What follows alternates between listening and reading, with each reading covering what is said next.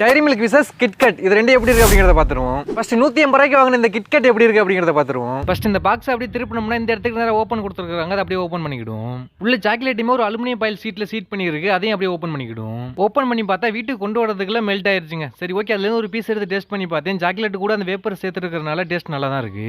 அடுத்ததா 360 ரூபாய்க்கு வாங்கின இந்த டைரி மில்க் எப்படி இருக்கு அப்படிங்கறத வந்து பார்க்க போறோம். 360 ரூபாய்க்கு ஃபர்ஸ்ட் டைம் இப்பதாங்க சாக்லேட்டே வாங்கியிருக்கேன். அதுவும் இந்த சாக்லேட் இப்பதான் ஃபர்ஸ்ட் டைம் டேஸ்ட்டும் பண்ண போறோம். எப்படி இருக்கு அப்படிங்கறத பார்ப்போம். இந்த சாக்லேட்டோட பாக்ஸ் பார்க்கிறதுக்கு என்னமோ லுக்கா நல்லா இருக்கு. இந்த இடத்துல ஒரு கார்டு கொடுத்துருக்காங்க. அதுல நம்ம என்ன ரைட்டிங் பண்ணிக்கிடலாம். அப்படியே திருப்பினோம்னா லெஃப்ட் சைடுல ஓபன் டேக் இருக்கு. அதையும் ஓபன் பண்ணிக்கிடுவோம். ஓபன் பண்ணா டாப்ல ஃபைல் மாதிரி கொடுத்துருக்காங்க. அதுக்குள்ள நம்ம கார்டு இன்சர்ட் பண்ணிக்கிடலாம் போல. அப்படி இந்த இடத்துக்கு நேரா பிளேஸ் போட்டோ அப்படிங்கிற மாதிரி மென்ஷன் பண்ணிருக்காங்க.